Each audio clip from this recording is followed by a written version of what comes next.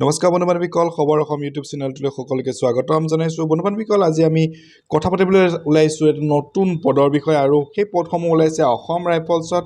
আৰু অসম ৰাইফলছত যি পদসমূহ ওলাইছে এই পদসমূহক কোনে কোনে এপ্লাই কৰিব পাৰিব আৰু ইয়াৰ কাৰণে কোনে কোনে যোগ্যতা অৰ্জন কৰিব এই সকলোবিলাক আমি এই ভিডিঅ'টোতে আলোচনা কৰিম। গতিকে আপোনালোকে ভিডিঅ'টো শেষলৈকে চাই থাকিব আৰু লগতে বন্ধুবান্ধৱীসকল যদি চেনেলটো প্ৰথম আহিছে তেনেহ'লে চেনেলটো লাইক কৰি দিব আৰু লগতে চেনেলটো সাবস্ক্ৰাইব কৰি বেল আইকনটো অল কৰি প্ৰেছ কৰি দিব যাতে আহিবলগীয়া গভৰ্ণমেণ্ট জবৰ নটিফিকেশ্যনবিলাক আপোনালোকে পাই থাকে। আৰু বন্ধুবান্ধৱী আহকচোন আমি পোনপটীয়াভাৱে সম্পূৰ্ণ এডভাৰটাইজমেণ্টটো জানো আহক। পদসমূহ ওলাইছে, পদসমূহ ৰাইফলমেন GD আৰু ক্লাৰ্কৰ কাৰণে ওলাইছে আৰু এইটো হৈছে সম্পূৰ্ণ এটা নতুন ভৰ্তি আৰু ইয়াৰ কাৰণে আপোনালোকৰ লাষ্ট ডেট হ'ব 12/3/2022 চন। আৰু বন্ধুবান্ধৱীসকল এই ভিডিঅ'টোতে সকলোবিলাক তথ্য আপোনালোকে গম পাব, গতিকে ভিডিঅ'টো শেষলৈকে চাই থাকিব। বন্ধুবান্ধৱীসকল এইখন হৈছে চৰকাৰী এডভাৰটাইজমেণ্টটো অৰ্থাৎ আছাম ৰাইফলছৰ তৰফৰ পৰা দিয়া এডভাৰটাইজমেণ্টটো আৰু আপোনালোকে সম্পূৰ্ণ এডভাৰটাইজমেণ্টটো চাই ল'ব যে ইয়াতে শ্বিলং অৰ্থাৎ অসম ৰাইফলছৰ হেডকোৱাৰ্টাৰ শ্বিলঙৰ তৰফৰ পৰা এই এডভাৰটাইজমেণ্টটো প্ৰকাশ কৰা হৈছে আৰু তেওঁলোকে ডাইৰেক্টলি এপইণ্টমেণ্ট অৰ্থাৎ তেওঁলোকে এপইণ্টমেণ্ট লেটাৰ প্ৰদান কৰিব যে গ্ৰাউণ্ডতে অৰ্থাৎ যি ঠাইত আপোনালোকে সাক্ষাৎকাৰ দিব সেই সাক্ষাৎকাৰ দিবলগীয়া ঠাইতে আপোনালোকে এপইণ্টমেণ্ট লাভ কৰিব। আপোনালোকৰ এপ্লাইৰ অন্তিমটো তাৰিখ হৈছে 12 মাৰ্চ 2022 চন। আপোনালোকে ইয়াৰ আগতেই এপ্লাই কৰিব লাগিব আৰু ইয়াৰ পিছত যদি আপোনালোকে কোনো ধৰণৰ এপ্লিকেশ্যন ছাবমিট কৰে তেতিয়াহ'লে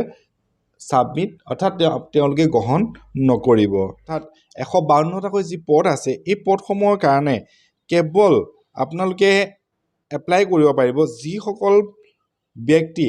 আছাম ৰাইফলছ অলৰেডি কাম কৰি আছে বা তেওঁলোকৰ কোনো পৰিয়ালৰ কোনো অপাৰেশ্যনত মৃত্যু হৈছে বা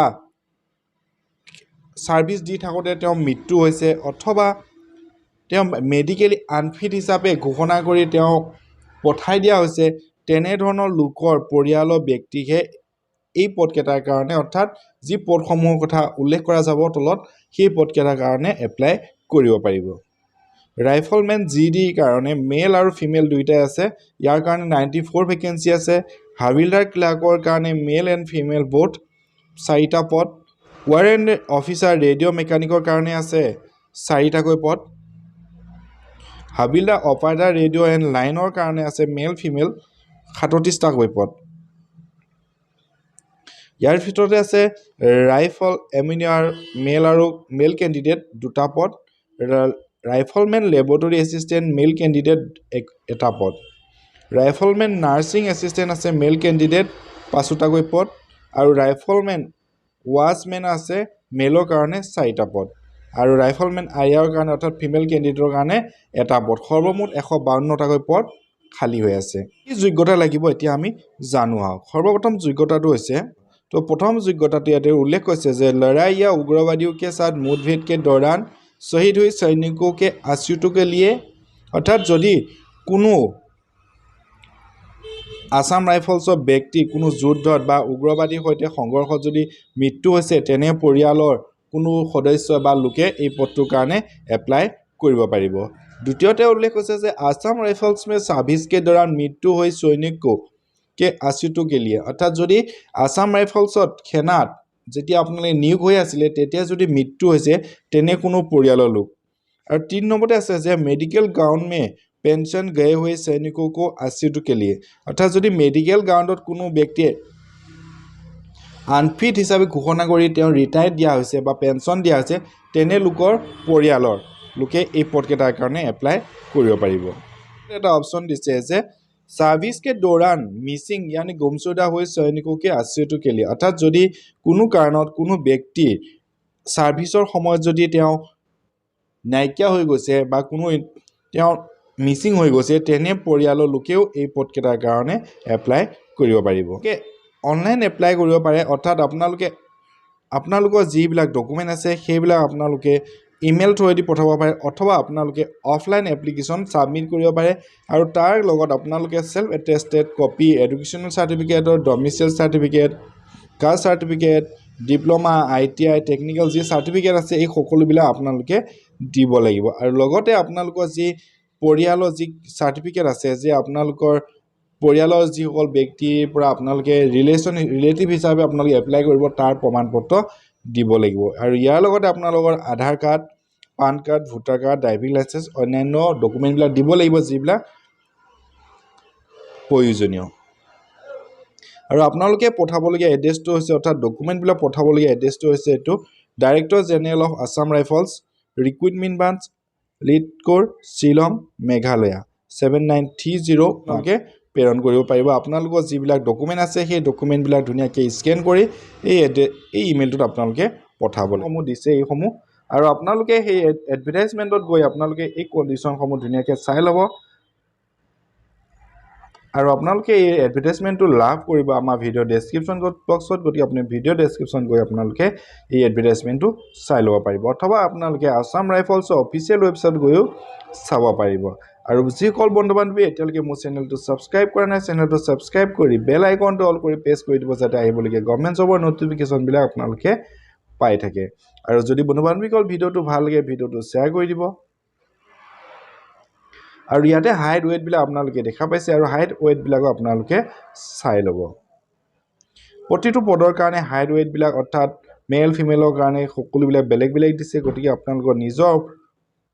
পোষ্টটো অনুসৰি আপোনালোকে সেইটো চাই ল'ব তাৰপিছত আমি চাওঁ ফিজিকেল এফিচিয়েঞ্চি টেষ্টটোত কি হ'ব ফিজিকেল এফিচিয়েঞ্চি টেষ্টটোত আপোনালোকে কৰিবলগীয়া কামকেইটা হৈছে যে মেল কেণ্ডিডেটে 5 কিলোমিটাৰ ৰানিং কৰিব লাগিব 14 মিনিটত আৰু ফিমেল কেণ্ডিডেট আছে 1600 মিটাৰ 8.5 মিনিটৰ ভিতৰত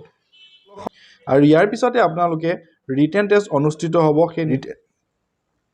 ৰিটেন টেষ্টৰ পিছত আপোনালোকৰ টেট স্কিল অৰ্থাৎ যিটো টেটত আপোনালোকে এপ্লাই কৰিছে সেই টেটৰ আপোনালোকৰ টেটটো এক্সাম অনুষ্ঠিত হ'ব আৰু লগতে মেডিকেল এক্সামো অনুষ্ঠিত হ'ব ইয়াৰ পিছতে আপোনালোকৰ ডকুমেণ্ট ভেৰিফিকেশ্যন হ'ব আৰু ডকুমেণ্ট ভেৰিফিকেশ্যন হোৱাৰ পিছত আপোনালোকে সেই সময়ত অৰিজিনেল কপিবিলাক লগত লৈ যাব লাগিব আৰু ইয়াৰ ভিতৰতে আপোনালোকে ৰিমেডিকেল কৰা সুবিধা লাভ কৰিব যদিহে আপুনি মেডিকেলত ফেইল মাৰে মানুহসকল এতিয়া আমি জানো আহক কোৱালিফিকেশ্যনটো কিমান প্ৰয়োজন হ'ব সৰ্বপ্ৰথমে আপোনালোকৰ টেট অনুসৰি কোৱালিফিকেশ্যনটো হ'ব লাগিব আৰু প্ৰথমতে আছে general duty both male and female candidate ৰাইফলমেনৰ কাৰণে 10 পাছ হ'ব লাগিব আৰু বয়সটো হ'ব লাগিব 18 পৰা 23ৰ ভিতৰত আৰু ক্লাৰ্কৰ কাৰণে আছে ক্লাৰ্ক হাবিলদাৰৰ কাৰণে হাই ছেকেণ্ডেৰী পাছ হ'ব লাগিব আৰু লগতে কম্পিউটাৰ টেষ্ট অৰ্থাৎ কম্পিউটাৰ টেষ্টত তেওঁ 35টাকৈ শব্দ লিখিব পাৰিব লাগিব ইংৰাজীত প্ৰতি মিনিটত আৰু হিন্দীত 30টাকৈ শব্দ এই পদটোৰ কাৰণে বয়স হ'ব লাগিব আপোনাৰ 18 পৰা 25 বছৰৰ ভিতৰত আৰু নেক্সট আছে ৰেডিঅ' মেকানিকৰ কাৰণে ৱাৰেণ্ট অফিচাৰ মেট্ৰিক পাছ হোৱাৰ লগতে বা ইলেক্ট্ৰনিক বা মেকানিকেল ইঞ্জিনিয়াৰিং বা ডমেষ্টিক এপ্লায়েন্সত কাম কৰা বা তেনে চাৰ্টিফিকেট থাকিব লাগে আৰু বয়স হ'ব লাগিব 18 পৰা 25ৰ ভিতৰত আৰু এই পদটোৰ কাৰণে টেট স্কিল টেষ্ট অনুষ্ঠিত হ'ব ঠিক তেনেদৰে অন্যান্য পদসমূহ আছে অপাৰেটৰ ৰেডিঅ'ৰ লাইন মেল এণ্ড ফিমেল হাবিলাৰৰ কাৰণে তেওঁ কোৱালিফিকেশ্যন হ'ব লাগিব 10 পাছ আৰু লগতে industrial training institute in radio' and television or electronic from recognise ইনষ্টিটিউটৰ 2 বছৰীয়া চাৰ্টিফিকেট থাকিব লাগিব অথবা আপোনালোকে হাই ছেকেণ্ডেৰী পাছ কৰা হ'ব লাগিব লগতে ফিজিক্স কেমেষ্ট্ৰি এণ্ড মেথমেটিক্স এটা ছাবজেক্ট হিচাপে আপোনালোকে পঢ়ি পাছ কৰা হ'ব লাগিব আৰু বন্ধু বান্ধৱীসকল এনেধৰণে বিভিন্ন ধৰণৰ পদ অনুসৰি কোৱালিফিকেশ্যনসমূহ আছে আৰু আপোনালোকৰ নিজৰ কোৱালিফিকেশ্যনসমূহ ইয়াতে চাই ল'ব পাৰিব